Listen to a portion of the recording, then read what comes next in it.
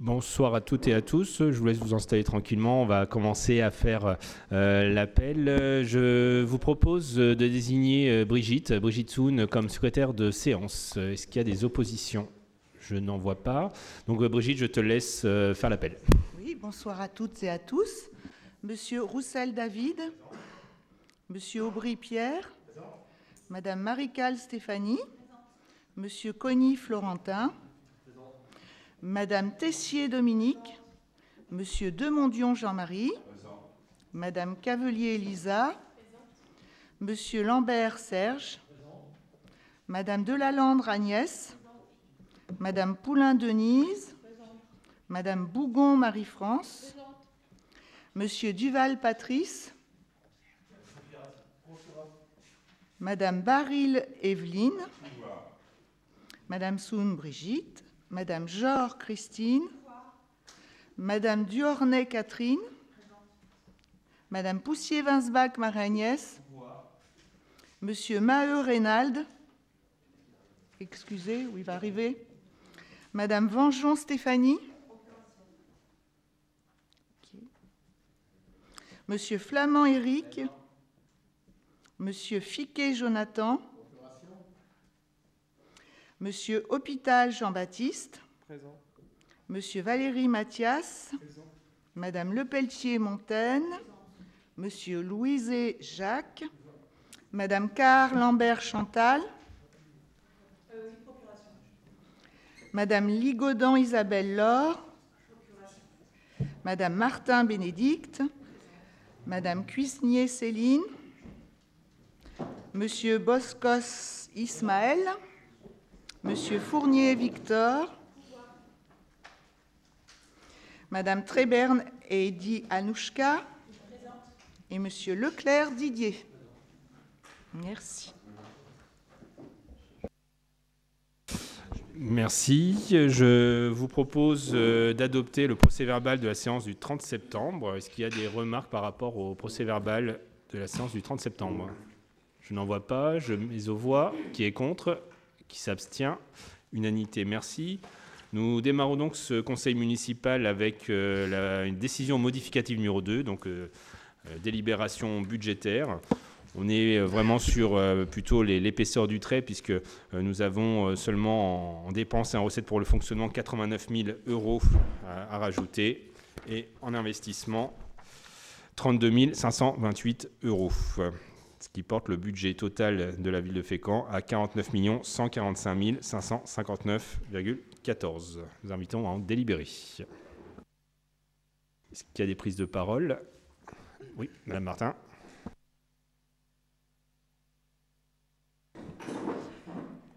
Je vous remercie. Donc cette décision modificative budgétaire, comme vous l'avez souligné, est vraiment peu conséquente.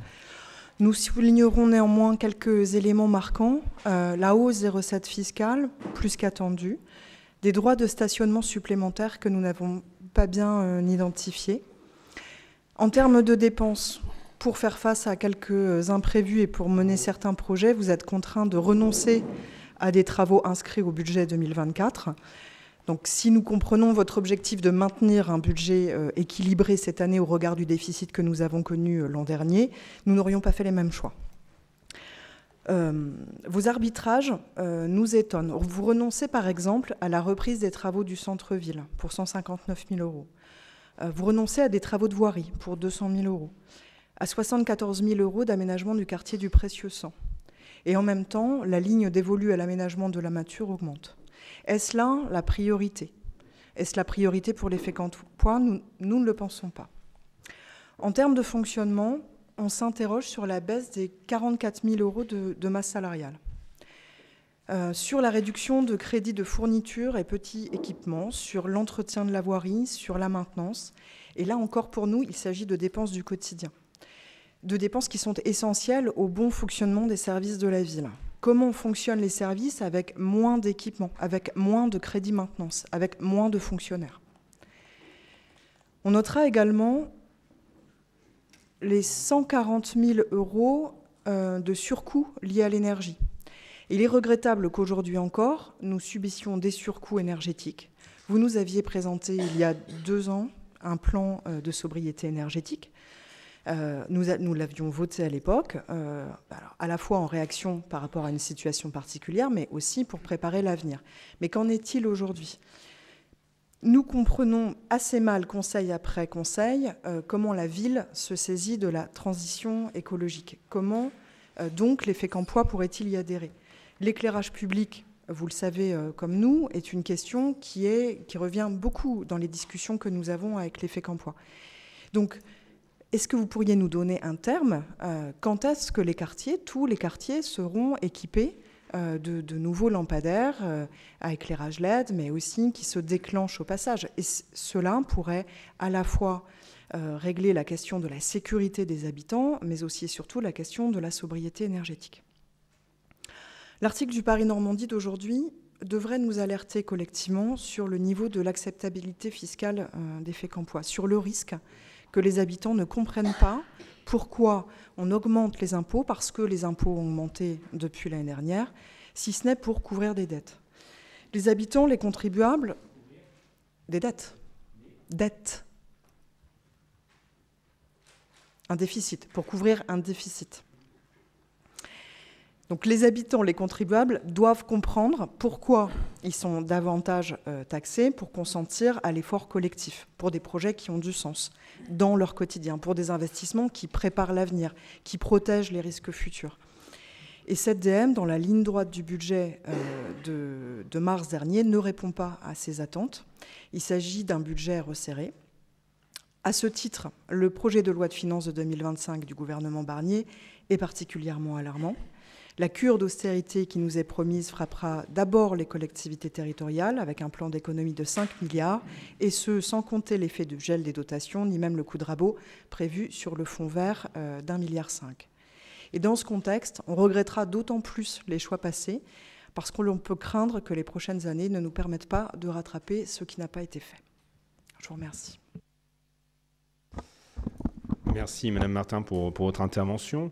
Bon, deux, trois points auxquels je vais répondre assez facilement et assez librement d'ailleurs, puisque ce débat-là, nous l'avons eu déjà lors du budget. Donc, une décision modificative est une façon de faire une piqûre de rappel, hein, c'est de bonne guerre.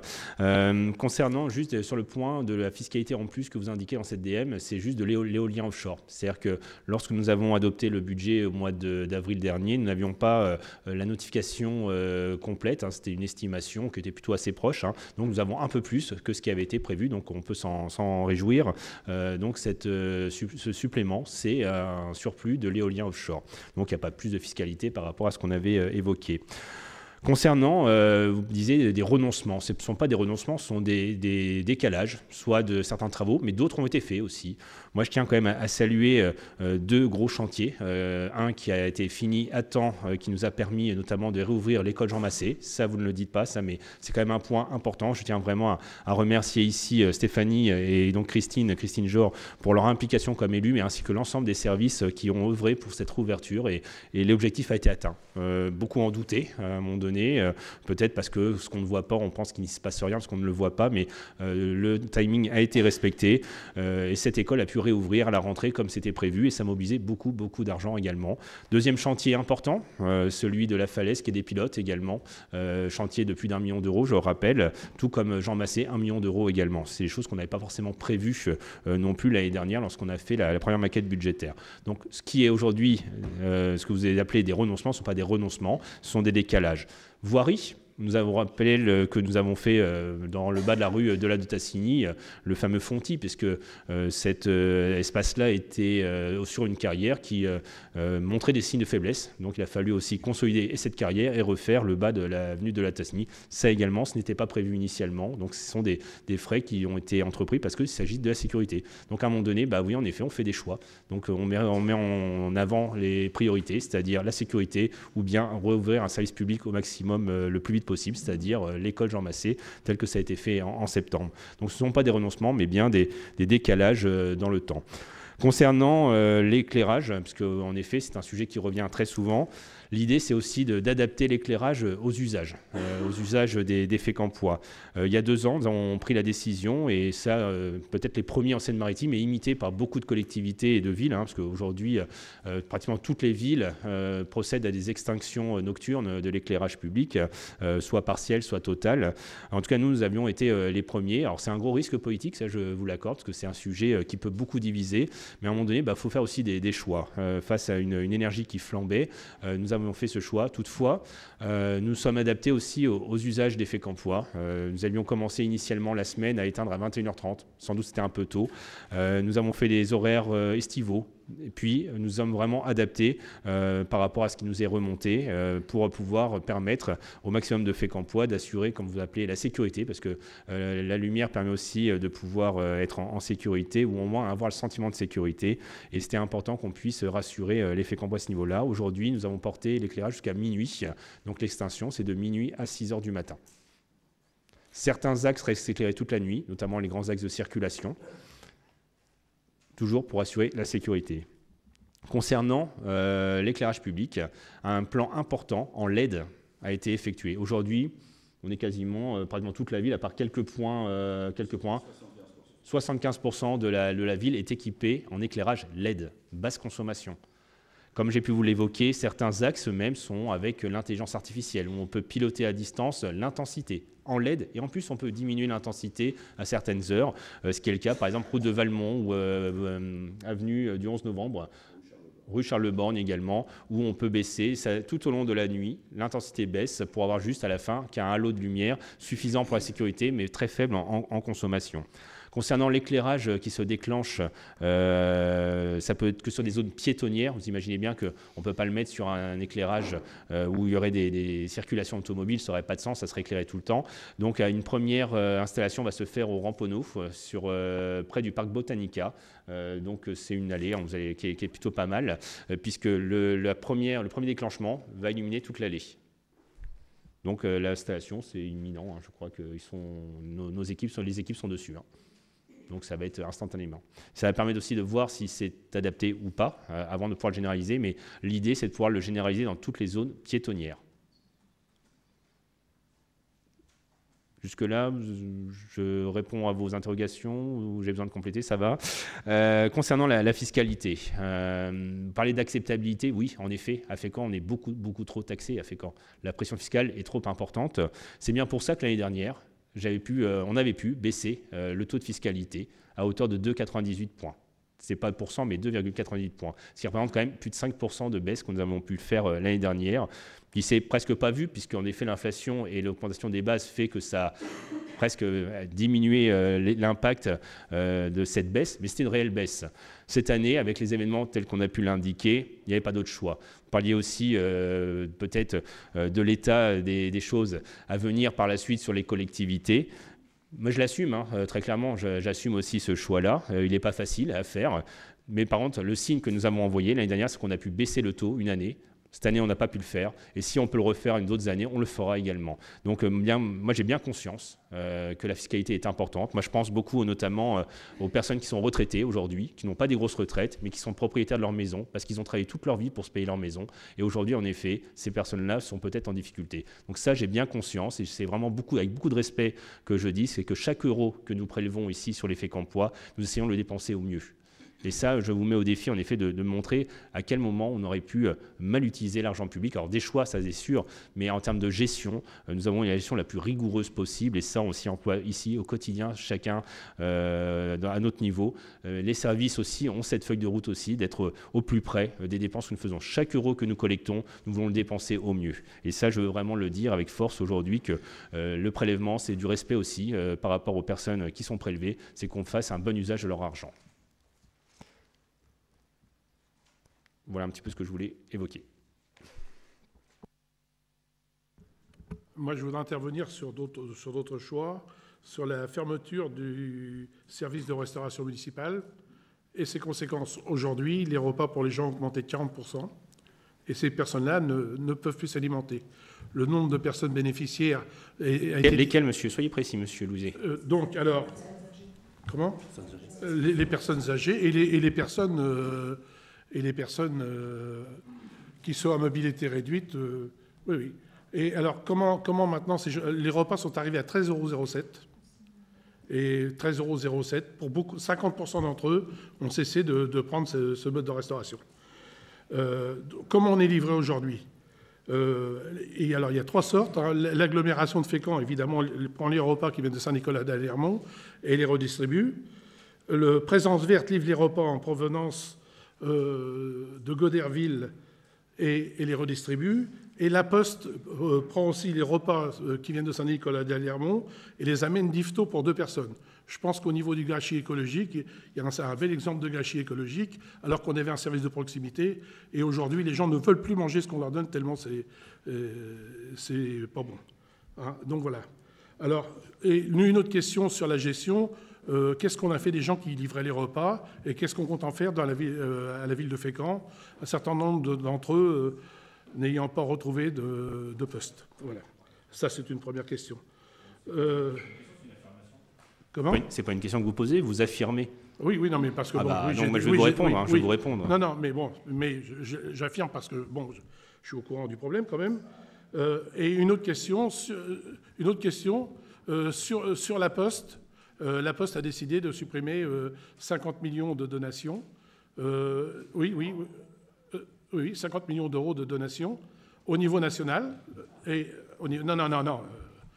Au niveau national, quelles seront les conséquences pour le bureau du Rampenot, qui est un bureau municipal?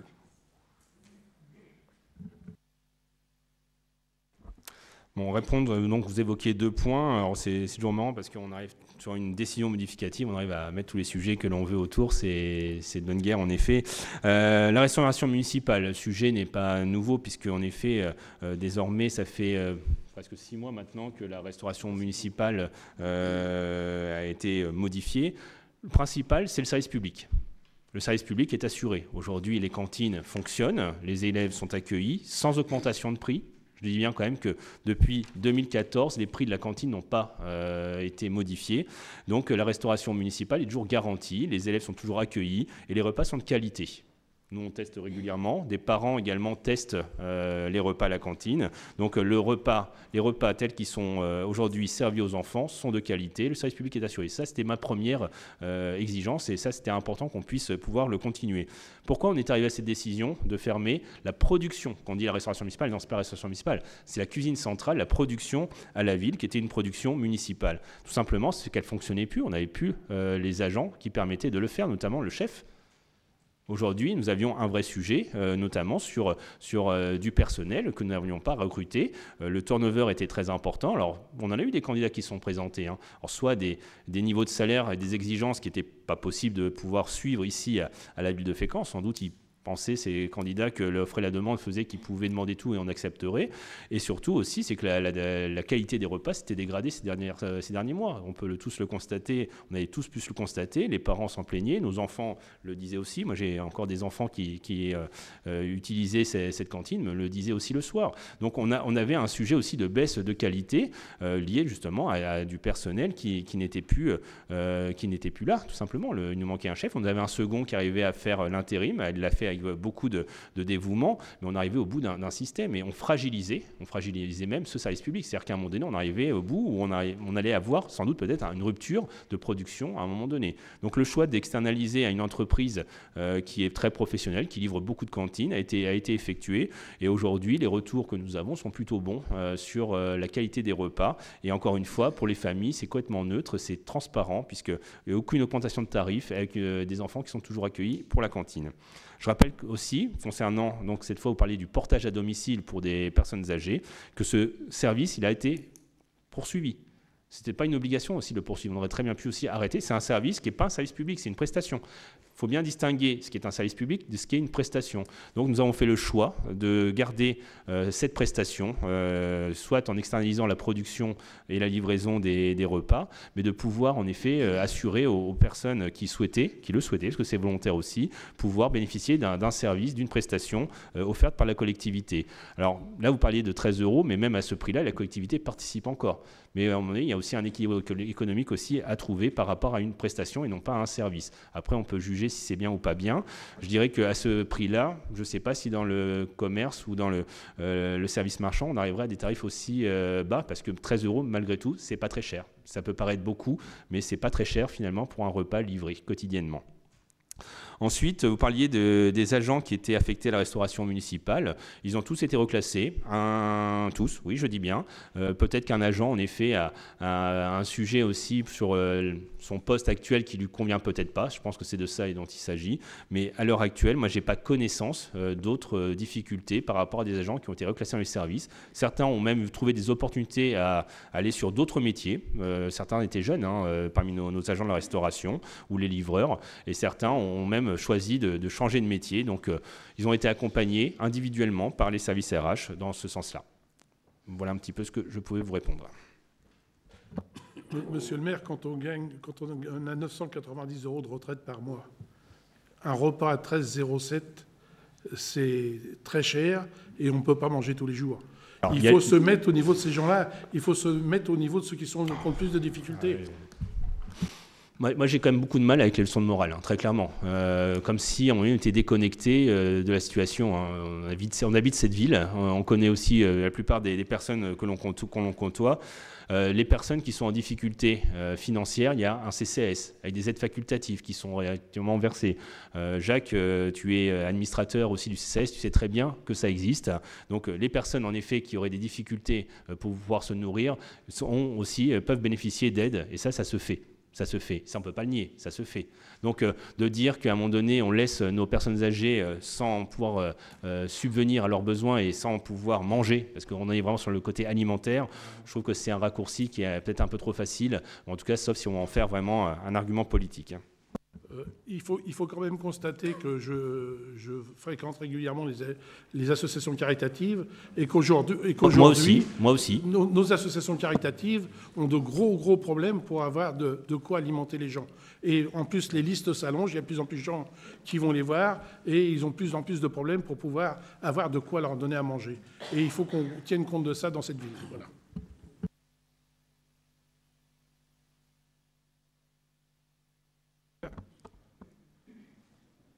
Oui, pardon. Oui, je voulais juste rebondir sur ce que vient de dire Jacques. En fait, ce n'est pas complètement à côté, puisque dans l'ADM, vous auriez pu abonder un peu plus le budget du CCAS. C'est-à-dire qu'effectivement, ce sont des sujets qu'on n'aborde pas en conseil municipal parce qu'ils sont abordés au CCAS, mais ce sont quand même des sujets d'importance. Alors vous dites 13 €, c'est pas très cher, effectivement, par rapport à... J'ai pas dit ça. J'entends bien par rapport à un restaurant. Voilà, j'ai compris voilà, parce que c'est du portage à domicile, etc. Mais en fait, vous demandez à des gens qui n'ont pas les moyens de venir à nouveau au CCAS faire une démarche volontaire. Il aurait quand même été possible de mettre en place une tarification sociale, puisque vous le faites pour les cantines. Vous auriez très bien pu le mettre en place au CCAS pour les personnes âgées. Ce n'était pas impossible à faire. Et ce n'est pas du tout la même entrée, monsieur le maire, que d'aller au CCAS pour demander chaque mois une aide exceptionnelle et d'avoir tout simplement un tarif plus bas parce qu'on a moins de moyens. Ce n'est pas la même entrée, ce n'est pas la même démarche. Et en tout cas, nous, c'est cette vision qu'on porterait si vraiment on n'avait pas pu faire autrement. Vous dites que le service public est de même qualité. Bah, écoutez, on ne doit pas croiser les mêmes personnes. Hein. Peut-être que nous, on ne rencontre que des bougons, mais ce n'est pas du tout les retours que l'on a. Sur les menus de la cantine, quand ce n'est pas 3 jours du porc, c'est 2 jours de la volaille. On aime quand même beaucoup la mayo ketchup. Hein. C'est systématique. Hein. Le mardi, c'est mayo ketchup. Hein. Et alors avec tout, voilà. Non, en termes de qualité, non, ça a vraiment perdu par rapport à la qualité des menus qui étaient proposés auparavant. Excusez-moi, est-ce que vous fréquentiez le restaurant municipal avant ? Est-ce que je fréquentais non, parce que là, vous avez un jugement sur la qualité des repas. Sur quels critères vous basez pour dire qu'on a perdu ou on a gagné ? Par exemple, sur des repas surimi, mayo, ketchup, chips. C'est tout le temps. Donc, oui, Non, c'est pas tout le temps, c'est C'est régulier. arrivé une fois, je vous confirme. C'est arrivé, je peux pas le nier. Voilà. Depuis, effectivement, les choses ont été revues. Je me permets de répondre parce que c'est Christine qui est en charge de la restauration municipale, mais je vais moi-même, et je suis d'ailleurs allée la semaine dernière déjeuner à Jean Massé pour voir effectivement un petit peu. C'était un mardi, effectivement, il y avait mayo ketchup, mais ce n'est pas à volonté. Les bidons, ils sont posés, et c'est juste un tout petit peu quand l'enfant le réclame. Donc je ne veux pas interpeller Valérie qui est derrière moi, qui sait très bien de quoi je parle, mais ce n'est pas systématique du tout, madame. Et je peux vous dire, on a déjeuné avec des parents. Est-ce nécessaire? Je ne vous demande pas si c'est systématique, je vous demande si c'est nécessaire. Si c'est sain, ce qu'on veut, ce qu'on porte comme programme alimentaire de territoire. Si c'est ce qu'on veut dans nos cantines. Alors moi, je vais vous dire un c'est truc. pas notre... Moi, voilà. moi, ce que je veux, c'est que les enfants aient un repas le midi et qu'ils puissent manger. Et il y a des enfants pour qui un petit peu de ketchup avec sa saucisse, eh ben, c'est super important, et sinon, on ne la mange pas. Mais c'est un constat, madame, hein, c'est pas moi qui l'invente. Donc, effectivement, moi, je préférais qu'il s'en passe. Mais très honnêtement, je préfère qu'il mange sa saucisse et sa haricot vert, même avec un petit peu de ketchup, plutôt qu'il ait le ventre vide. Et ça, alors, j'assume complètement. Et on vous invite au prochain repas, on en fait régulièrement. Non mais venez. En plus c'est très convivial. On est avec les enfants. Non mais blague à part, c'est très convivial parce que on est avec des parents, des enfants, des personnels aussi dans des écoles qui nous donnent aussi leur retour d'expérience. Venez tester. Je n'ai pas mieux à vous dire que de venir tester. Vous nous invitez régulièrement, mais on n'est jamais invités. Mais c'est Eh ben, à plusieurs très bien. reprises, vous nous avez invités. Voilà, publiquement, vous nous invitez, mais c'est après, quand la prochaine, je vous le dirai, hein, puisque c'est une fois par mois, donc ou par cycle. Et donc effectivement, on déjeunait avec nous des parents d'élèves, et puis la commission aussi maintenant inclut des parents d'élèves, ainsi que donc la diététicienne qui fait les menus en amont de chez Nous Reste, et puis les dames de réchauffe, puisque nous estimons que c'est effectivement elles qui ont le meilleur avis sur ce que les enfants aiment ou pas. Donc rendez-vous est pris.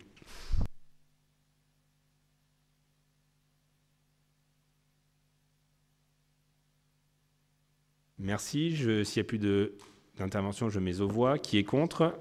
Qui s'abstient? Contre. D'accord. Merci. Donc la deuxième délibération concerne la mise à disposition d'un agent de la ville au profit de l'agglomération pour le plan intercommunal de sauvegarde. Donc c'est un renouvellement.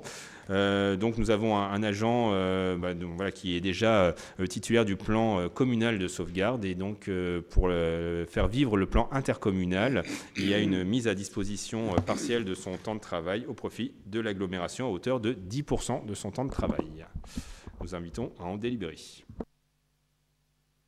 Oui. Alors, en relisant cette délibération, puisque ça n'est pas la première fois que voilà, vous la passez en conseil, on s'est quand même étonné de la quotité de travail. Donc 10%, ça fait 3h30, c'est ça, par semaine à peu près. Pour mettre en place une organisation de gestion de crise au niveau de l'agglomération, mobiliser les moyens en cas d'inondation, de tempête, etc. Alors, on peut quand même craindre que ces risques soient de plus en plus fréquents, de plus en plus violents. Et ne pas faire évoluer cette quotité de temps de travail nous semble... en tout cas, ça nous interroge. Il ne lui est pas confié la totalité de la mission, il sera simplement un appoint à l'agglo pour apporter ses connaissances sur la ville de Fécamp. Donc les 10% sont largement suffisants. D'autant plus qu'il intervient, parce qu'il y a un agent à temps complet à l'agglomération, et lui, il intervient aussi en soutien de cet agent complet à l'agglomération. Et sachant que c'est aussi les services de l'État qui sont aussi en lien avec le plan intercommunal de sauvegarde, comme le plan communal de sauvegarde. Donc là, l'idée, c'est vraiment de pouvoir valoriser aussi ce temps de travail mis au profit de l'agglomération dans le cadre de cette convention.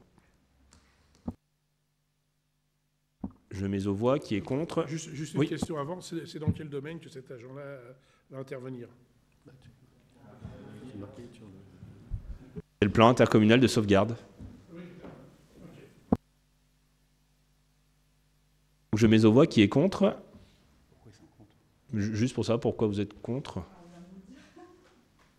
D'accord, ok, bon, très bien. Qui s'abstient? Merci. Là, c'est le contraire. C'est la mise à disposition, pour la troisième délibération, la mise à disposition d'agents titulaires du service urbanisme de l'agglo, donc au profit de la ville de Fécamp. Pareil, avec une clé de répartition, avec des quotités d'heures. Donc, je vous laisse en prendre connaissance. C'est un renouvellement également. Je vous laisse en délibérer. Est-ce qu'il y a des prises de parole? Oui.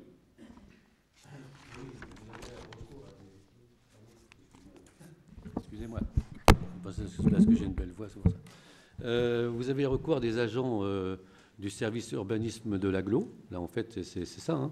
Mais est-ce qu'on a toujours un service urbanisme à la ville de Fécamp? Non. C'est une compétence intercommunale. C'est bien une mutualisation descendante, c'est ça? Alors, initialement, c'était la ville de Fécamp. Descendante de l'agglo vers la ville. Oui, bon. Non. On est transversal. C'était une compétence avant qui était municipale. La compétence a été transférée à l'agglo il y a déjà une bonne dizaine d'années. Donc les agents qui étaient municipaux sont devenus agents communautaires, mais le travail est resté le même. C'est qu'on travaille aujourd'hui sur un PLUI, donc intercommunal, un plan local d'urbanisme intercommunal, et le service urbanisme aujourd'hui a une compétence intercommunale. Donc là, l'idée, c'était vraiment certaines des missions sont dévolues au service de la ville proprement parlé. Donc, cette mutualisation. Ça nous a un petit peu échappé, on n'avait pas trop compris la logique de mutualisation. Alors, on parle de 6 agents, hein, dont les quotités d'horaire sont en moyenne à peu près aux alentours de 10 heures, dont une personne qui va être qui est à temps plein, temps complet. Alors, on s'interroge sur le statut des agents. Notamment celui qui est à temps complet.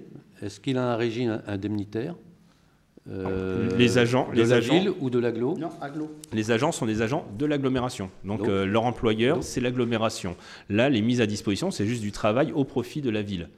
Et donc derrière, il y a une refacturation de l'agglo. Donc la ville paiera la facture qui sera émise par l'agglo. Mais les agents, statutairement, ils sont agents de l'agglomération uniques. Donc ils ont tout le statut des agents de l'agglomération avec leur régime indemnitaire de l'agglomération. Nous, la ville, on n'a pas la gestion des carrières de ces agents. D'accord. Dans votre délibération, il n'est pas notifié si les comités techniques ont donné leur avis sur ces personnels.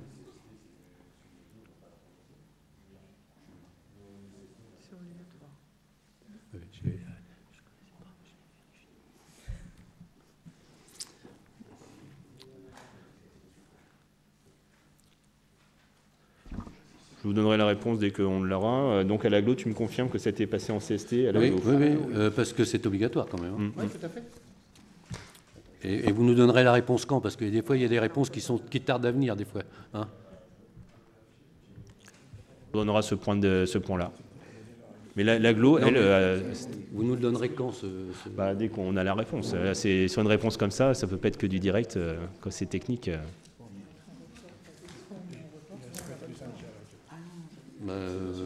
si on n'a pas ces éléments-là, on ne peut pas voter. Hein. Votez pas. Non, c'est une obligation.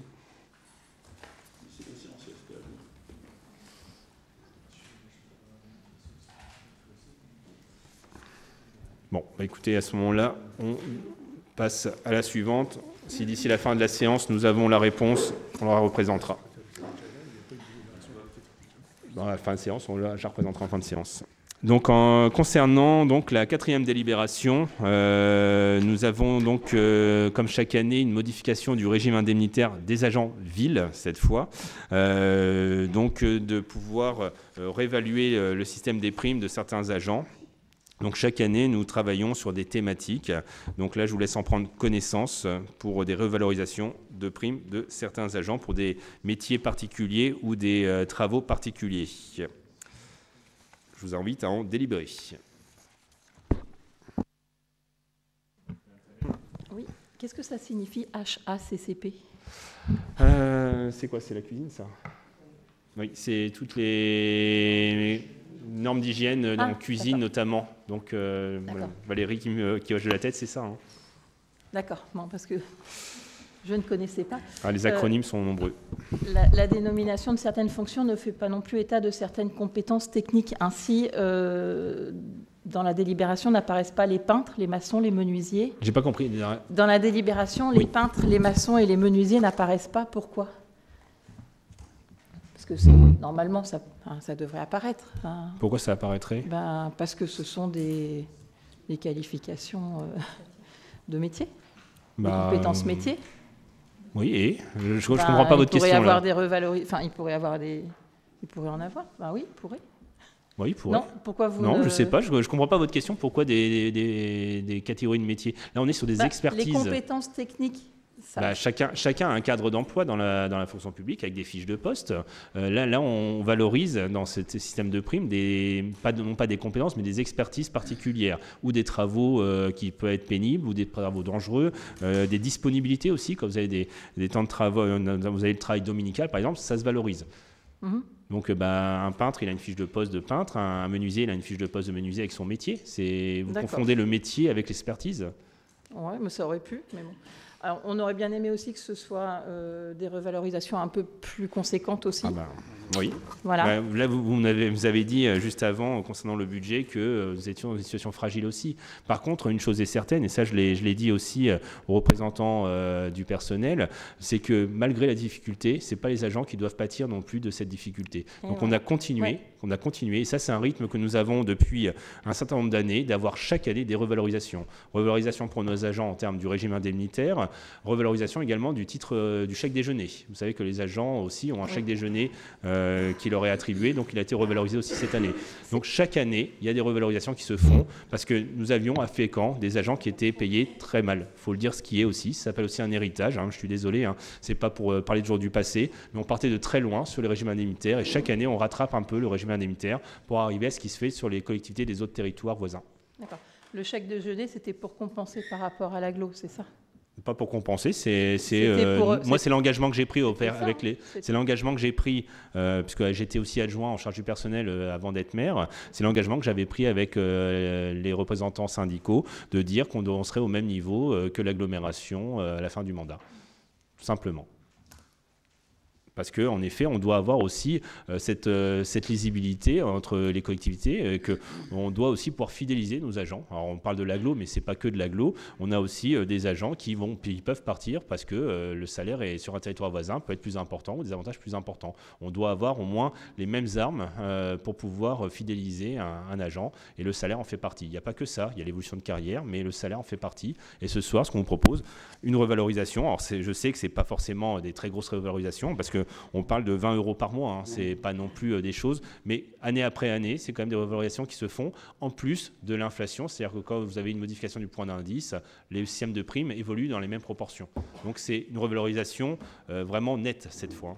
C'est une revalorisation nette, oui. Pas brute. D'accord. Oui, c'est-à-dire que là, on n'est pas du tout sur une revalorisation. Alors, qu'on soit bien d'accord, entre le net et le brut, je ne parle pas du tout de ça. Moi, je parle c'est vraiment hors inflation. C'est-à-dire que c'est une revalorisation hors inflation. C'est-à-dire que l'inflation permet aussi cette revalorisation naturelle. Non, mais qu'on ne se trompe pas sur les propos. Sinon, demain, je vais avoir une réunion imprévue. Oui, ça fait moins de 20 €, ça fait 15 € par mois, ça. 16 ? Ouais, à peu près. Bon, donc on aurait bien aimé que ce soit plus. On le fait. Il y a combien de collectivités qui prennent le prétexte de la situation budgétaire? Parce qu'il n'y a pas que Fécamp qui est dans une situation budgétaire difficile. Combien il y a de collectivités qui continuent quand même à augmenter leurs agents malgré ça? Parce que la facilité, c'est de dire, à un moment donné, on n'augmente plus pendant 1 an, 2 ans, on fait un moratoire, ce que fait l'État souvent. Donc à Fécamp, nous, on continue à valoriser nos agents parce qu'ils se démènent, nos agents. Mais c'est pour ça qu'on vote pour. On va être d'accord, finalement. Je mets aux voix. Qui est contre? Qui s'abstient? Unanimité. Merci. D'accord. Alors, juste un petit instant.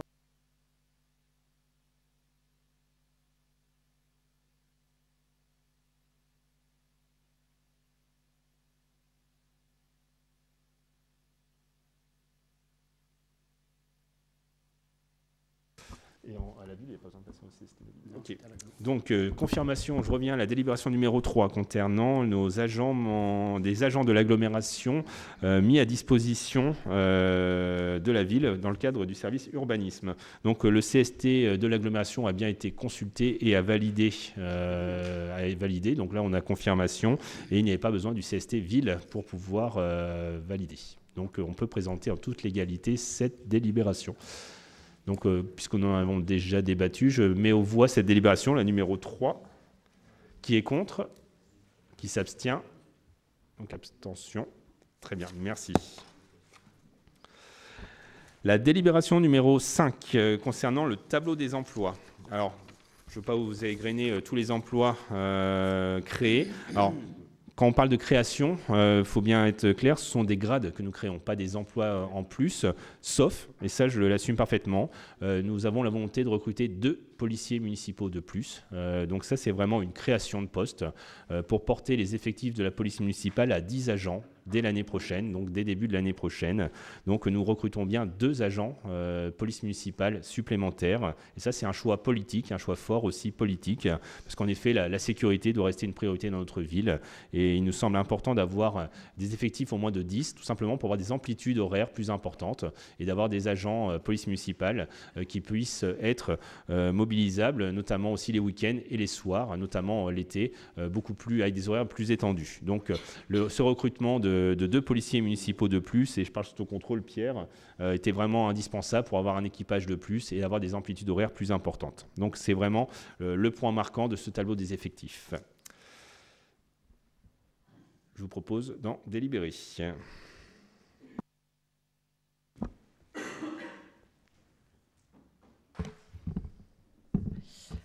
Merci. J'ai oublié, excusez-moi, j'ai oublié quelque chose de très important. Vous avez aussi la création d'un poste de DGS, directeur général adjoint. Julien, je manque à tous mes devoirs de vous présenter. Un directeur général des services, pardon, et la suppression d'un directeur général adjoint. En effet, nous avons décidé également d'un commun accord avec M. Cardon de pouvoir que M. Cardon puisse se consacrer comme DGS à l'agglomération à 100%.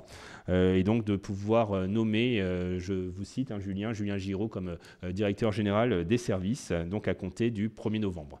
Donc création du poste de DGS 100% ville de Julien Giraud pour le 1er novembre.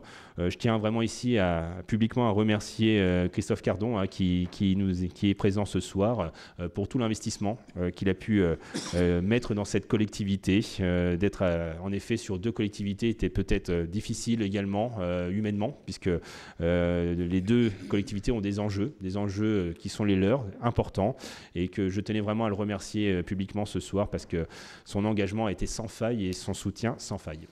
Voilà. Et je souhaite bien sûr le meilleur à Julien, mais qui connaît déjà le fonctionnement. Nous invitons à en délibérer. Merci, Monsieur le maire. Donc, nous voulions effectivement remercier Monsieur Cardon et féliciter Monsieur Giraud très sincèrement.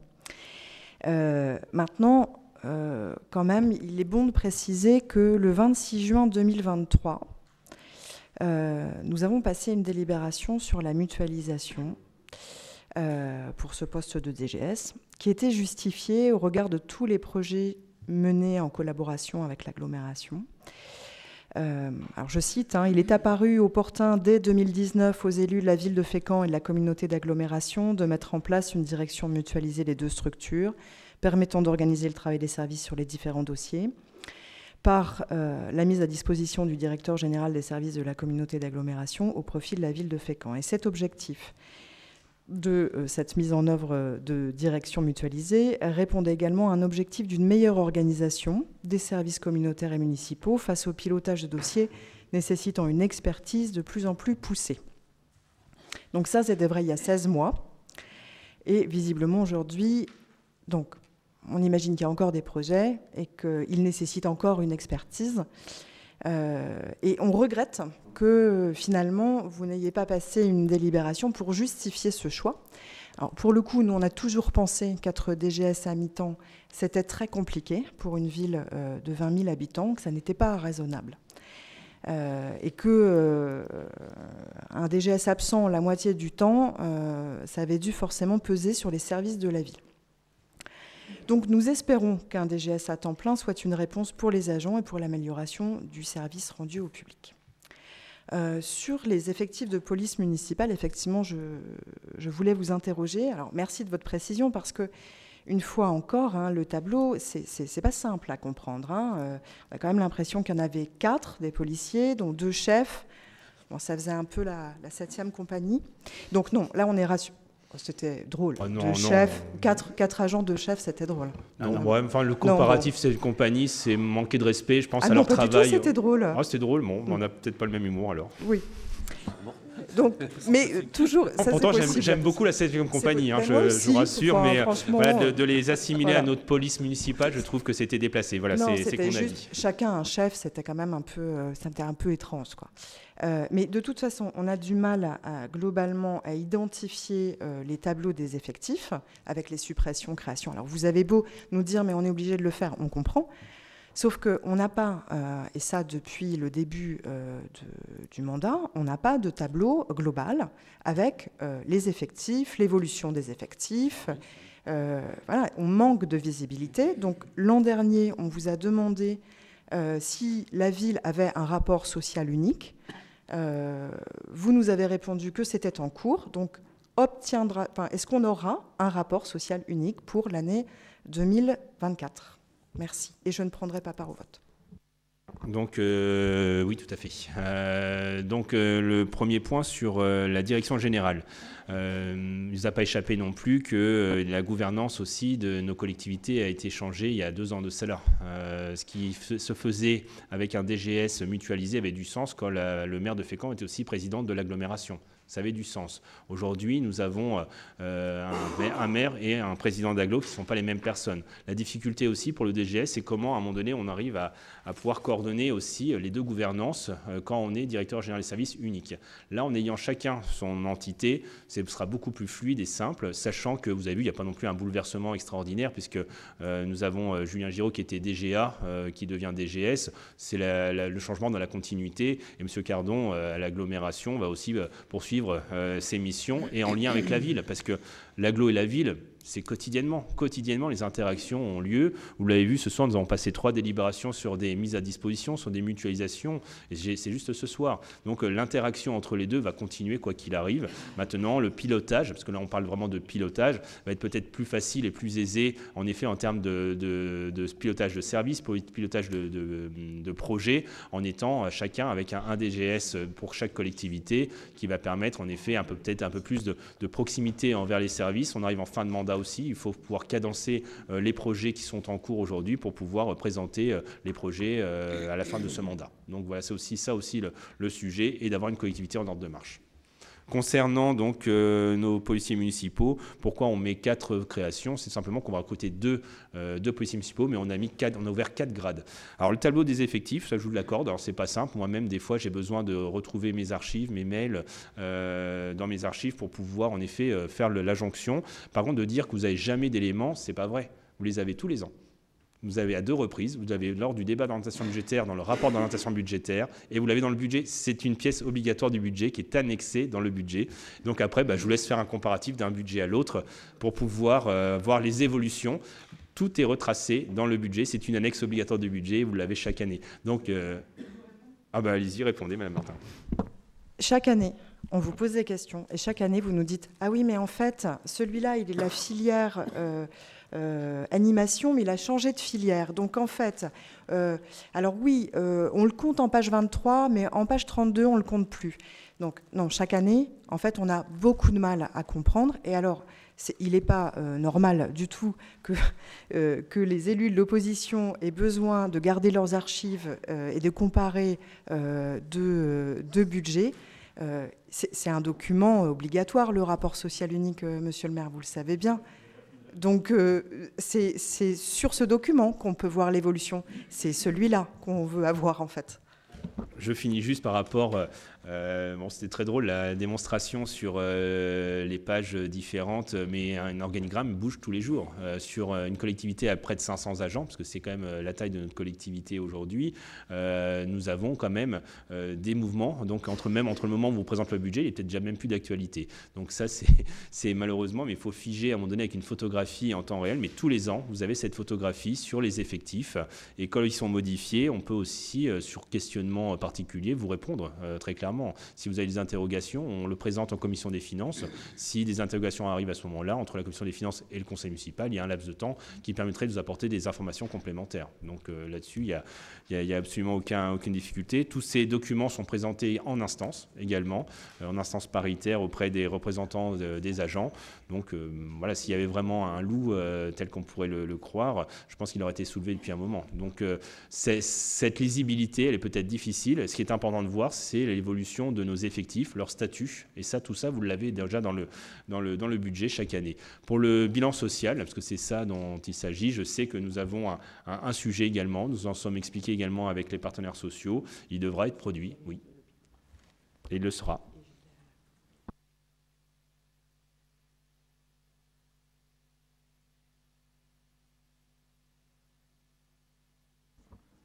Donc, vous ne prenez pas part au vote, Mme Martin, on l'a bien noté. Je mets aux voix. Qui est contre? Qui s'abstient? Donc, unanimité, merci. Moins une voix. Jean-Baptiste, ça va être à toi concernant l'adhésion à la centrale d'achat du RESA. Très belle délibération et bien joué pour ça. Mesdames, Messieurs, bonsoir. La ville de Fécamp et le CCAS ont, dans le cadre d'un groupement de commandes, souscrit un marché d'impression. Donc, c'est pour les copieurs. Ce marché arrive à échéance et il est nécessaire de lancer une nouvelle consultation. Dans sa recherche d'efficience, la ville et le CCAS ont l'opportunité de maintenir et même d'améliorer le niveau de service dans ce domaine, tout en bénéficiant de tarifs inférieurs via l'adhésion à une centrale d'achat nationale portée par le GIP RESA, qui propose des services de location-maintenance des matériels d'impression de manière très concurrentielle. Le RESA est un groupement d'intérêt public dont l'objectif est d'appuyer la mutualisation, la professionnalisation des achats du secteur de la santé et surtout des secteurs publics. Il a pour mission de passer des marchés et de conclure des accords cadres de travaux, fournitures de services et d'acquérir des fournitures ou services destinés à ses membres. L'adhésion permet de bénéficier de solutions techniques performantes et d'offres tarifaires avantageuses dans des domaines variés. L'acheteur qui recourt à la centrale pour la réalisation de travaux, l'acquisition de fournitures ou de services est considéré comme ayant respecté les obligations de publicité et de mise en concurrence résultant du Code de la commande publique. Cette adhésion a un coût, c'est 600 € pour l'année civile. Et ensuite, la souscription de certains marchés publics ou accords cadres donne lieu à la signature de conventions spécifiques prévoyant une participation financière de l'adhérent. Toutefois, les économies d'échelle réalisées couvrent largement les coûts d'adhésion mentionnés. Je vous invite à en délibérer. Merci Jean-Baptiste. Voilà, pareil, toujours en essayant d'optimiser notre dépense et donc la commande publique. L'adhésion à un groupement d'achat permet d'avoir des achats groupés avec notamment initialement ce groupement d'achat qui était plutôt dévolu au secteur hospitalier mais qui s'étend aussi aux collectivités. Nous invitons à en délibérer. Est-ce qu'il y a des prises de parole? Je n'en vois pas. Je mets aux voix. Qui est contre? Qui s'abstient? Abstention. Juste pourquoi l'abstention? Je suis désolé, je suis curieux. Hein. Non, pas de réponse. D'accord. Bon, bah, très bien. Je resterai sur mon interrogation. Dominique, concernant la délibération numéro 7 sur l'examen du rapport de l'élu mandataire de la société anonyme Séminor. Merci, monsieur le d'économie maire. mixte. Donc, il s'agit d'une information, donc pas de mise aux voix. Tous les organismes dans lesquels la ville est représentée sont tenus de donner tous les ans un rapport d'activité et c'est le cas aujourd'hui pour la société Séminor. Alors vous avez tous été destinataires du document qui était joint à la délibération. Si vous en êtes d'accord, mais si vous souhaitez autre chose, je m'y adapterai. 150 pages, je pense que je ne vais pas reprendre les 150 pages. On va essayer. Je vais essayer de vous donner quelques éléments sur l'activité locale de Séminor.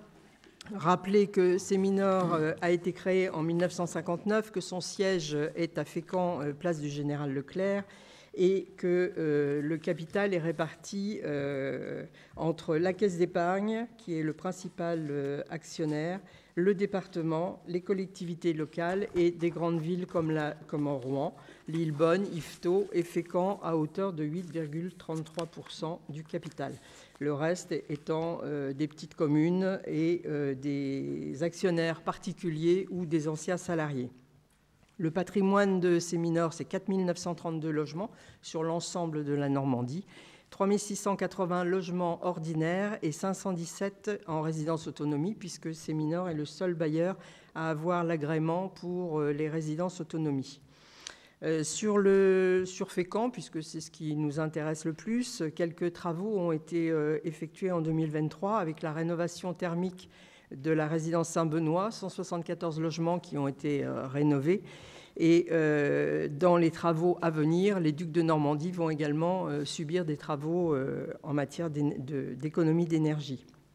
En 2023, très peu de mouvements dans les locataires, puisque 452 baux nouveaux ont été mis en place et à ce jour, 87 contrats de séjour en résidence autonomie.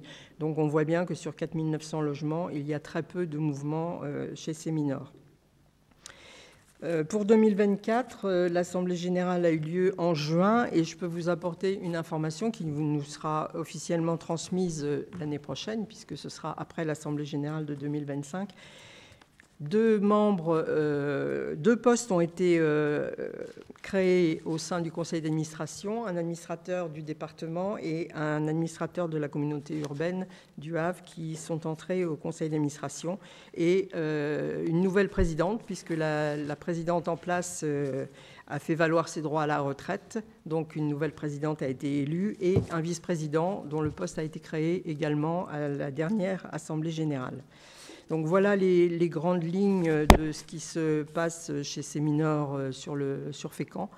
Donc si vous en êtes d'accord, nous pouvons considérer que vous avez eu connaissance du rapport d'activité et la compétence logement, comme j'ai déjà eu l'occasion de le rappeler, est une compétence à l'agglomération, que la commission logement a lieu à l'agglomération, et si vous le souhaitez, nous pourrons détailler un petit peu plus lors de la commission logement l'activité des différents bailleurs et notamment de Séminor. Merci voilà Dominique. Ce que je peux vous dire aujourd'hui. Merci Dominique pour cette présentation succincte et très synthétique, mais néanmoins complète. Donc on ne vote pas, on aura juste à prendre acte qu'on a. Bien sûr, je laisse la parole à Monsieur Louiset. On prendra juste acte d'avoir eu connaissance du rapport. Donc Monsieur Louiset. Donc je voudrais intervenir sur le plus gros chantier qui a été fait par Séminor, donc qui a été fait à Saint-Benoît. Et donc le suivi de ce chantier nécessite qu'on y fasse très attention. Et il y a eu un gros raté sur l'immeuble Édimbourg qui, pendant les travaux, a eu la VMC qui a été coupée et les différents appartements de cet immeuble-là sont humides. Et il serait très intéressant qu'on y travaille de façon à ce que les gens puissent retrouver des conditions normales d'habitation. Alors en effet, Monsieur Louiset, vous avez raison. Ces désordres ont été constatés et des examens des experts sont actuellement demandés pour prendre acte de ces désordres et pouvoir remédier à ces travaux qui n'ont pas été faits correctement. Mais nous en reparlerons. Merci. Est-ce qu'il y a d'autres prises de parole? Oui, Martin. Je voulais vous remercier pour ce rapport d'activité très riche, très intéressant. Alors à la première lecture, en fait, on n'a pas bien compris pourquoi il nous était transmis deux fois, le rapport, avant de comprendre qu'en fait, on avait deux rapports, l'un qui était le rapport de gestion de Séminor et l'autre de l'élu mandataire. Mais en réalité, c'est quand même une reproduction du document, et donc on a regretté de ne pas disposer d'une synthèse, enfin d'un document plus synthétique, plus circonstancié, et qui analyse plus précisément la situation de Fécamp. Quelques petites questions. Vous avez néanmoins abordé les choses, mais sur Fécamp, le PS1 donc qui est en fait un objectif concernant l'attribution de logements suivis de signature de baux. Ce PS1 est de 2 points inférieur aux objectifs que s'était fixé Seminor. Donc ça, on le voit bien sur le graphique, mais il n'y a pas d'élément d'analyse. En fait, on ne sait pas pourquoi, quelles sont les circonstances qui pourraient expliquer que Seminor n'a pas rempli les objectifs que la structure s'était elle-même fixés. La deuxième question porte sur les opérations d'amélioration du patrimoine. C'est comme ça que c'est intitulé dans le rapport, sur la résidence des Ducs de Normandie. Donc vous avez précisé qu'il s'agirait de travaux de rénovation énergétique. Alors c'est pas explicité dans le document. Mais dans ce cas-là, est-ce que vous auriez des précisions sur ces travaux d'isolation ou, voilà, de quoi s'agit-il exactement? Parce que actuellement, un logement est vacant et il est classé F. Donc F, c'est quand même voilà, une consommation, voilà, c'est forte consommation énergétique et effectivement, il affiche un niveau de charge très élevé. Enfin, sur la gouvernance, alors il apparaît que la ville de Fécamp n'a pas été représentée à tous les conseils d'administration. Le taux de présence n'est que de 50%. Et là, la question qu'on se pose, c'est si vous ne pouvez pas être présente, ce qu'on comprend très bien, ne pouvez-vous pas vous faire représenter pour qu'il puisse y avoir un élu de Fécamp? Voilà, je remercie. Alors, merci pour ces remarques. Tout d'abord, pour le document synthétique, je suis un petit peu de votre avis parce que c'est vrai qu'il faut le lire plusieurs fois pour arriver à comprendre et à pouvoir faire la synthèse. En ce qui concerne le PSC1, je vais demander les éléments parce que je n'ai pas les éléments sur Fécamp. Vous voyez, c'est plutôt sur la Normandie, donc on n'a pas le détail sur Fécamp. Effectivement, nous, ce qui nous concerne, c'est Fécamp et je comprends que ça vous intéresse et j'en suis très heureuse. Donc, je vais me renseigner. Concernant les conseils d'administration, en effet, il n'y a pas de suppléant. Donc, lorsque l'on ne peut pas être présent, c'est un pouvoir. Donc, je ne peux pas me faire représenter par quelqu'un de la ville.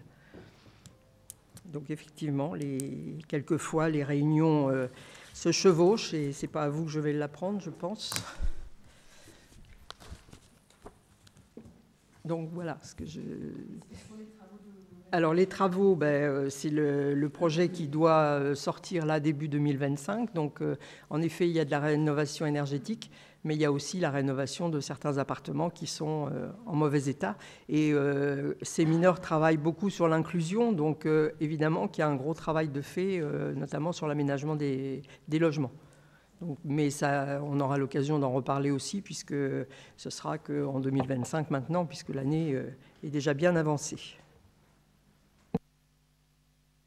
Merci, Monsieur Leclerc. Oui, excusez-moi, j'ai trouvé également le document très intéressant. Et il me semble que j'ai vu que le taux de rotation mensuel était quand même assez... Enfin, il était autour de 10%, à peu près. Hein. C'était annuel? C'est annuel? Ah bah j'ai mal vu. Ok, moi je croyais que c'était mensuel. Bon, excusez-moi alors. Donc ma question n'a plus de sens. Merci. Est-ce qu'il y a d'autres prises de parole? Je n'en vois pas. Donc on a pris acte que nous avons eu présentation de rapport. Reynald, concernant la cession d'un bien rue Paul Vasselin au 53. Oui, libération numéro 8, il s'agit de la vente d'un bien situé au 53 rue Paul Vasselin à Fécamp. Un bien qui avait été acquis dans le cadre d'une réflexion immobilière plus large sur le secteur, mais n'ayant pu obtenir de la part du voisin proche un accord sur sa maison à côté, nous avons fait le choix de remettre ce bien en vente. Donc cette maison est en excellent état, qui permet une installation rapide pour le futur acquéreur et ainsi répondre à la demande. Donc la vente de ce bien, comme d'habitude, est parue sur le site internet de la ville de Fécamp. Il a été communiqué auprès des agences immobilières de la ville ainsi qu'auprès des notaires. Il vous est donc proposé d'autoriser Monsieur le maire à acter cette cession au prix de 115 000 € net vendeur, conformément à l'avis de domaine. À cette délibération est jointe le plan de situation et l'avis de domaine. Vous êtes invité à en délibérer. Merci Reynald. Est-ce qu'il y a des prises de parole? Madame Trémerne. À plusieurs reprises, nous vous avions demandé votre schéma directeur immobilier. Et ce schéma directeur, vous le mettez en avant à chaque vente du patrimoine de la ville, mais il n'existe que pour vous. Et vous avez une liste de patrimoine, mais vous ne semblez pas avoir de feuille de route. Et nous ne comprenons pas votre logique. Vous avez quand même une interprétation, je te laisse répondre, mais vous avez une interprétation que je trouve quand même assez... comment dire? J'essaie de ne pas vous froisser. Bon, je vais chercher mon mot pour ne pas vous froisser. Non, mais ça semble être... Je ne suis pas susceptible. Je ne suis pas susceptible. Allez-y, on a l'impression que c'est une liste, mais voilà. Alors, c'est de faire notre croire... impression, Non, mais on vous l'a demandé quand même. Constamment, vous faites croire qu'on n'a pas de boussole, qu'on navigue à vue, sans cap, qu'on ne sait pas où on va. Bon, c'est un peu dommage quand même de réduire toute notre action à ça. Et le document, vous avez raison, c'est un document qu'on garde pour nous, parce que c'est un document interne. Alors non pas qu'on garde pour nous, mais qui est exploité de manière interne avec les services. Mais je vais te laisser répondre, Rénal, parce qu'en effet, on nous a pu en échanger en commission d'ores et déjà. Voilà, vous avez des petits cachotiers chez vous, mais j'ai proposé à M. Leclerc et à M. Louiset, lors de la dernière commission des finances le 2 octobre, Aucune mémoire. De faire une présentation, justement de faire un rendez-vous avec vous pour vous présenter le schéma directeur immobilier. Donc je ferai moi-même, c'est une question d'agenda, mais c'est dans les tuyaux, je vous rassure. Non, mais il y a quand même un sujet, c'est-à-dire que vous vendez un bien à chaque fois, avec, pour logique, dans la logique du schéma directeur immobilier, que vous proposez à certains élus de présenter. Mais tout le monde doit le voter. Donc, vous tous autour de la table, mis à part l'opposition, j'imagine que vous avez tous connaissance du schéma directeur immobilier. Et donc, vous pouvez comprendre que c'est bien en logique avec ce schéma. Et vous nous demandez de voter quelque chose dont on n'a pas connaissance. Enfin, là, il y a un vrai problème. On ne dit pas que vous mentez ou que vous essayez de nous cacher des choses, mais s'il n'existe que pour vous, que c'est un document interne, ne le mettez pas dans une délibération nous disant on s'appuie sur le schéma directeur immobilier pour vendre. C'est pas possible. Très bien, on ne le mettra plus dans les délibérations, c'est plus facile. Voilà, alors, ça. Qu'est-ce que c'est qu'un schéma directeur immobilier? Parce que je pense qu'on va faire croire qu'il y a quelque chose de secret ici, dans les combles de l'hôtel de ville. Un schéma directeur immobilier, c'est qu'un outil. Un outil qui fait, c'est un inventaire, tout simplement, un inventaire de notre patrimoine immobilier. Parce que, aussi étonnant que ça soit, il n'y avait pas d'inventaire de notre immobilier à Fécamp. Nous ne savions pas en détail quel était l'état de notre parc immobilier Fécampois. Que ce soit immeuble, adresse. Je rappelle qu'on a plus de 400 adresses, ville de Fécamp, ici 400 adresses. C'était pas répertorié. L'état de ces biens immobiliers, dans quel état ils étaient, quelle était leur consommation énergétique également, quel pouvait être un usage, est-ce que c'était un usage pour le service public ou c'était du domaine privé. Donc il y avait un certain nombre d'événements. Un schéma directeur immobilier, c'est juste un inventaire. C'est un inventaire de tous les biens immobiliers de la ville avec des usages. Et bien justement, c'est là-dessus que je vais rebondir. C'est que pour vous, ce n'est qu'un inventaire. Or, pour nous, ce qui aurait été bien, c'est qu'il y ait une feuille de route. Alors, excusez-moi, voilà. J'ai dit ça pour simplifier un petit peu le propos. C'est un document beaucoup plus technique, vous imaginez bien, qu'un simple inventaire. Mais j'ai voulu résumer un petit peu son utilité. C'est de pouvoir en effet collecter toutes les informations des biens immobiliers dont nous avons la possession ici à la ville de Fécamp pour pouvoir tout simplement prendre des décisions éclairées. C'est juste ça le sujet. Donc, il n'y a rien d'autre que cela. La feuille de route, nous, elle est fixée. C'est de garder l'immobilier qui est stratégique pour la ville de Fécamp, soit pour des projets d'aménagement, soit pour des usages de services publics, très clairement. Donc, si je peux résumer très rapidement, on pourrait y passer la soirée sur le... Parce que pour vous, c'est un tableau Excel, et pour nous, c'est vous qui l'avez dit. C'est vous qui avez sorti le tableau Excel. Moi, je ne l'ai pas dit ici. Donc, ça veut dire, monsieur Leclerc, qu'on se parle finalement. Là, vous êtes trahi, je suis désolé. Heureusement. Non, ce n'est pas qu'un tableau Excel, c'est vraiment un document qui permet vraiment d'avoir une connaissance la plus fine possible de notre parc immobilier, tout simplement. C'est ça le schéma directeur immobilier. Après, on en fait ce qu'on veut. Quand on parlait de feuille de route, ce n'est pas le schéma directeur immobilier qui va donner la feuille de route, c'est qu'un outil. On en fait ce qu'on veut et on prend l'orientation que l'on a décidé de prendre. En tout cas, pour que ce soit clair pour tous, les EPFN, c'est l'établissement public foncier de Normandie. C'est un organisme qui vient en appui de projets. Voilà. Au mois de mars, quand vous êtes arrivé à la date butoir des 5 ans pour le remboursement, nous regrettions déjà que vous n'ayez rien fait de ce bien durant ces 5 ans. C'est un petit rappel. Dans l'opposition, nous étions même dubitatifs sur la logique de votre démarche et votre vision à long terme. Force est de constater qu'aujourd'hui, 6 mois plus tard, nous avons malheureusement raison. Vous revendez le bien sans que rien n'ait été fait. Et le pire dans l'histoire, c'est qu'aujourd'hui, vous revendez ce bien avec une plus-value de 21 000 € par rapport au prix d'achat. Le PFN n'a pas sa raison d'être dans l'achat et la revente de biens immobiliers. C'est un mode de fonctionnement partenarial. Il vient en aide pour des projets, pas pour de la spéculation immobilière. D'ailleurs, est-ce là la vocation d'une municipalité ? Finalement, et je vais revenir à votre logique avec votre boussole, la boussole de votre schéma directeur fait un peu des zigzags. Avec la plus-value, vous n'avez peut-être pas perdu le nord, mais faites attention parce que vous pourriez bien perdre le cap. Là, il y a quand même beaucoup de... Ouais.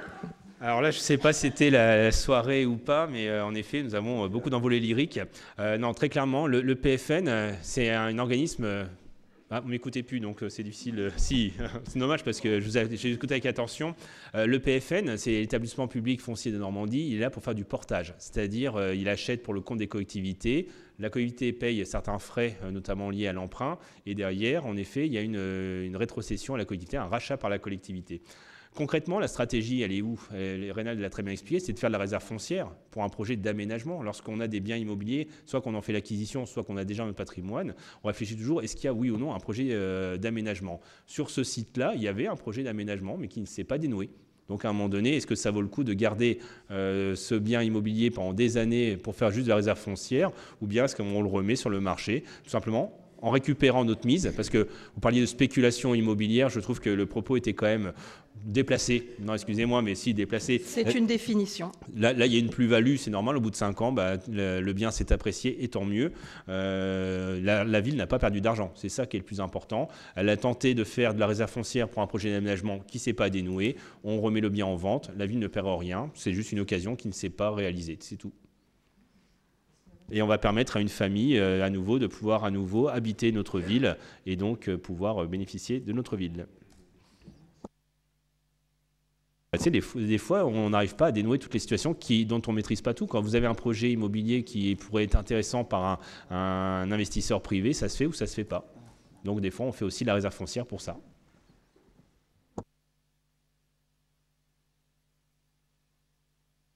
Non, pas du tout. Non, pas du tout, mais je me rappelle exactement ce qui avait été dit au mois de mars, justement. Vous aviez acheté un bien, 2 maisons plus loin qu'un autre bien qui appartenait à la ville. Et je vous avais d'ailleurs dit à l'époque, vous avez vendu la peau de l'ours avant de l'avoir tué. Et finalement, vous n'en faites rien. Mais là, franchement, 21 000 € de plus, c'est de la spéculation. De quoi vous plaignez-vous ? La ville de Fécamp ne perd rien. Au contraire, gagne même un peu d'argent parce que le bien s'est apprécié, tant mieux. Le contraire aurait été plus... Moi, je suis désolé, mais le contraire aurait été pire. C'est qu'on aurait acheté un bien, qu'on le vende moins cher, on fait une moins-value.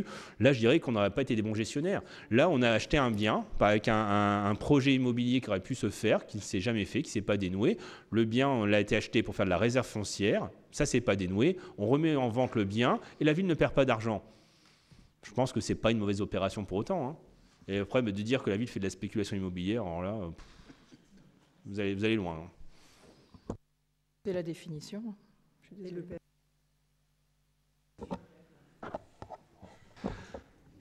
Je mets aux voix. Qui est contre ? Qui s'abstient ? Merci Rénal en tout cas pour... ce travail est de faire vivre ce schéma directeur immobilier. Stéphanie, pour la remise gracieuse suite à l'incendie de Jean Massé. Oui, c'est une délibération donc, qui découle des suites de l'incendie de l'école Jean Massé, puisque les élèves ont pu être relogés donc, dans des établissements différents, à savoir le collège Jules Ferry, mais aussi les écoles Germaine Coty et du Port. Cette organisation provisoire donc, a amené certains parents à inscrire leurs enfants à la garderie et à la cantine, alors qu'ils ne le faisaient pas dorénavant, et ce, en raison des distances. Donc, elles étaient informées qu'il n'y aurait pas de paiement pour ces prestations auxquelles elles n'étaient pas préparées du tout. Donc, 26 familles étaient concernées par cette situation, donc générant un coût cumulé pour celles-ci de 2 982,11 € de frais de cantine et de garderie. Vous avez la liste des familles concernées au dos. Aussi, donc, compte tenu de ce qui précède, nous vous proposons de donner votre accord sur les demandes de remise gracieuse des familles concernées. Nous vous invitons à en délibérer.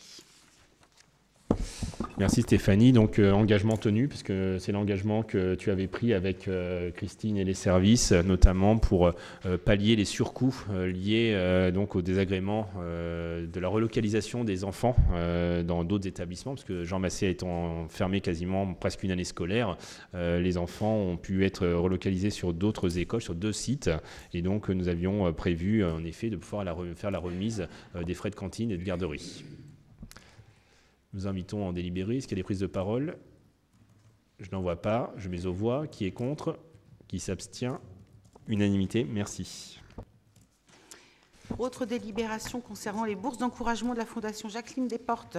Donc, délibération habituelle, puisqu'elle souhaitait voir les revenus de la somme qu'elle avait donc léguée à la ville de Fécamp, à savoir 580 000 €, destinés à des jeunes fécampois méritants, ayant réussi avec succès un examen et souhaitant poursuivre leurs études. Donc, conformément à ce vœu, un crédit de 5 000 € peut être affecté aux bourses d'encouragement. Donc, nous invitons à en délibérer, c'est-à-dire pour fixer à 5 000 € le montant total des crédits affectés au titre de la session 2024 aux bourses d'encouragement de la Fondation Jacqueline Desportes et attribuer 10 bourses de 500 €, 400 € en virement bancaire et 100 € en bon d'achat dans les 2 librairies fécampoises à ces jeunes étudiants fécampois. Merci Stéphanie. Précisez aussi que les lauréats sont désignés par les chefs d'établissement, hein, donc ce sont des collégiens. Des collégiens, des lycéens. Lycéens, donc désignés par le chef d'établissement. Donc voilà, c'est une belle action de Jacqueline Desportes, voilà, dont le nom perdure malgré les années. Nous invitons à en délibérer. Est-ce qu'il y a des prises de parole? Je n'en vois pas. Je mets aux voix. Oui. Oui, on s'interroge sur la pertinence des collégiens par rapport aux lycéens, compte tenu du contexte. C'est-à-dire que pourquoi ne pas réserver ces bourses d'encouragement pour des jeunes bacheliers, pour favoriser la poursuite d'études. Il n'y a pas que des lycéens qui sont...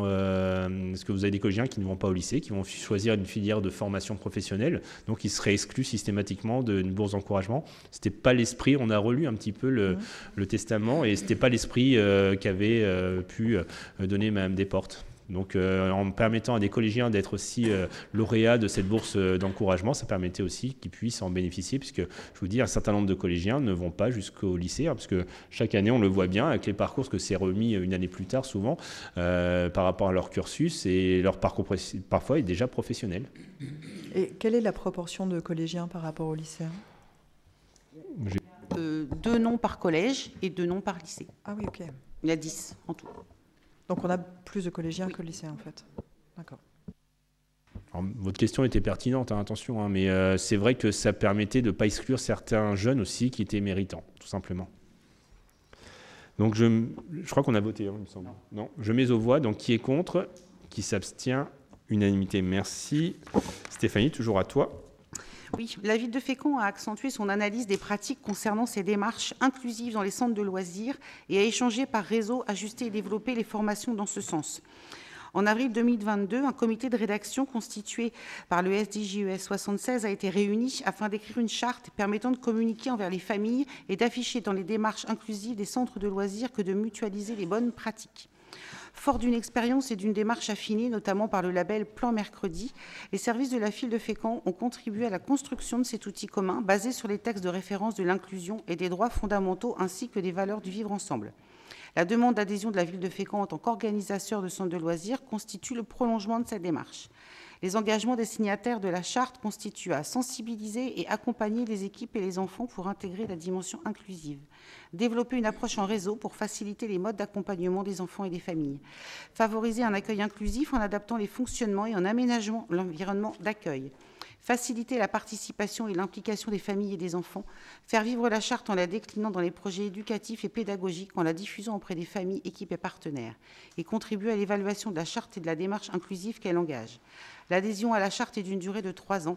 En conséquence, nous vous proposons de bien vouloir adhérer à la charte pour un accueil de loisirs inclusif en Seine-Maritime et autoriser Monsieur le maire à signer la convention correspondante et les demandes de financement nécessaires à sa mise en œuvre. Nous vous invitons à en délibérer. Et vous avez un exemplaire de la dite charte. Merci Stéphanie. Et donc ça, c'est dans le prolongement de la convention que nous avons signée avec les EPMSF sur l'inclusion. Donc voilà, la ville veut vraiment être motrice sur cette inclusion, en tout cas. Et ça se fait dans les services de la ville, ça se fait également beaucoup aussi dans les clubs sportifs aujourd'hui. Donc l'inclusion rentre en force vraiment dans tous les domaines et on y sera partenaire tel qu'on s'y est engagé. Est-ce qu'il y a des prises de parole? Oui, Madame Tréberne. Oui. Pourquoi ça n'apparaît qu'aujourd'hui et pourquoi ce n'était pas à la suite du PEDT il y a 2 semaines? Parce que ça aurait été pertinent. Là, il y a 2 semaines, on en a parlé justement de l'inclusion. On a parlé, mais je pense qu'en fait, on n'était pas prêt à vous présenter la délibération. Voilà. Je mets aux voix. Qui est contre? Qui s'abstient? Unanimité, merci. Serge, concernant la mise à disposition concernant l'école municipale de voile. Oui, bonsoir. Oui, traditionnellement, il s'agit d'un renouvellement. En juin 2023, le conseil municipal a approuvé la mise à disposition par l'association de Voile Égalé des Trottards, de la mise à disposition d'un moniteur au profit de la ville de Fécamp pour son programme nautique au profit de la ville de Fécamp pour la durée 2023-2024. Cette mise à disposition est le renouvellement. Alors, elle prévoyait une durée hebdomadaire de 15 heures, étant précisé que chaque intervention de 3 heures faisait l'objet d'une facturation à hauteur de 100 €. Cependant, au jour d'aujourd'hui, l'association se trouvant dans l'incapacité d'honorer ce volume de prestations, il a été convenu de réduire le temps de travail de 15 heures à 9 heures. Il convient au titre de l'année 2024-2025 de renouveler cette mise à disposition.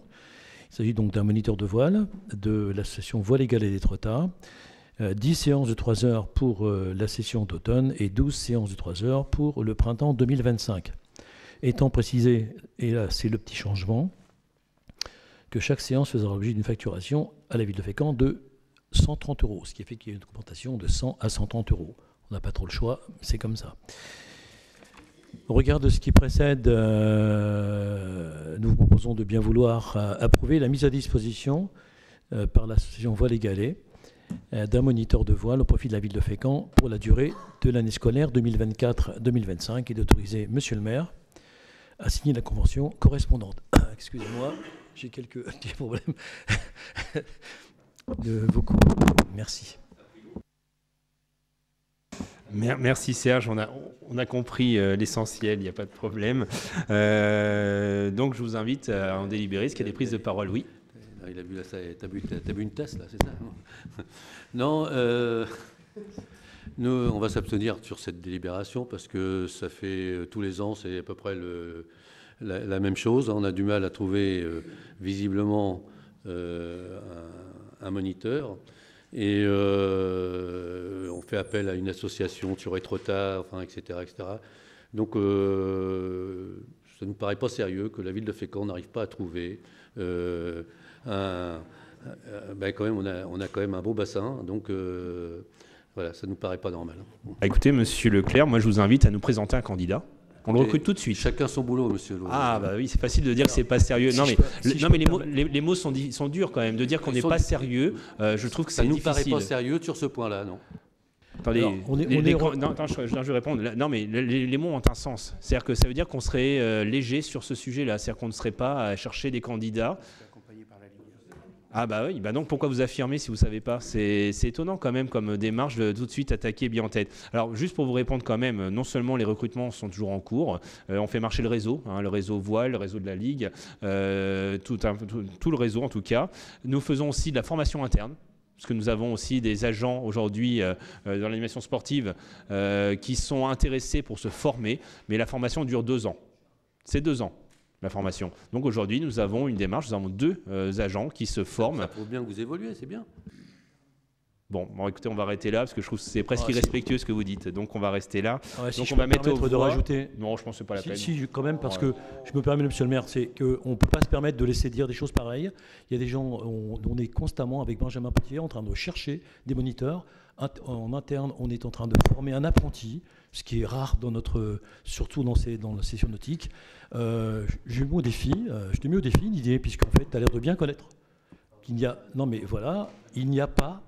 pas actuellement sur le marché de moniteurs de voile.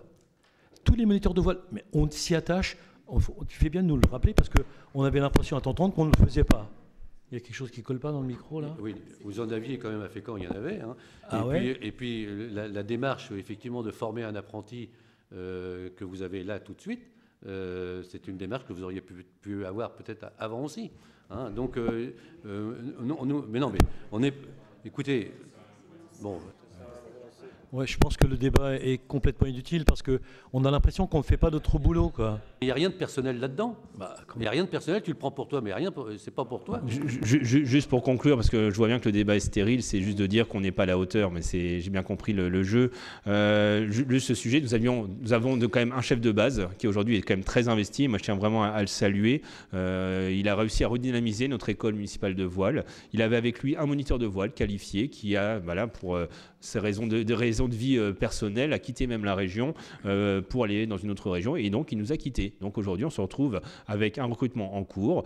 Pour pallier ce recrutement et en effet préparer l'avenir, nous avons non pas une formation, parce que nous avons en effet un apprenti, mais nous avons aussi un autre agent qui se forme également sur le monitorat de voile. Donc nous avons 2 agents qui sont en cours de formation sur le monitorat de voile. Voilà, je clôt le débat et donc je mets aux voix. Qui est contre? Qui s'abstient? Donc merci. Jean-Marie, je crois que tu vas conclure. Merci, monsieur le maire. Alors, dans le cadre d'une convention que nous avons en partenariat avec l'AGLO, des travaux ont été entrepris sur le cimetière. Donc, il s'agissait du dévoiement de la conduite d'eau potable qui traversait le cimetière, la création d'un réseau d'assainissement séparatif de manière à abandonner le réseau unitaire du cimetière et la gestion des eaux de ruissellement du cimetière à travers un système de rétention. Une partie des travaux qui touchent à la gestion des eaux pluviales du cimetière donc, ne sont pas de la compétence de l'AGLO, mais de la compétence de la ville. Donc c'est dans ce cadre que la convention a été passée avec l'AGLO, de manière à ce que l'AGLO soit le maître d'ouvrage et que la ville rembourse la partie des travaux qui lui revenaient. Un certain nombre de modifications liées à la voirie et aux tranchées d'assainissement ont été demandées par la ville de Fécamp sur les travaux du cimetière. Cela a entraîné des travaux supplémentaires et donc cet avenant a pour but de les régulariser.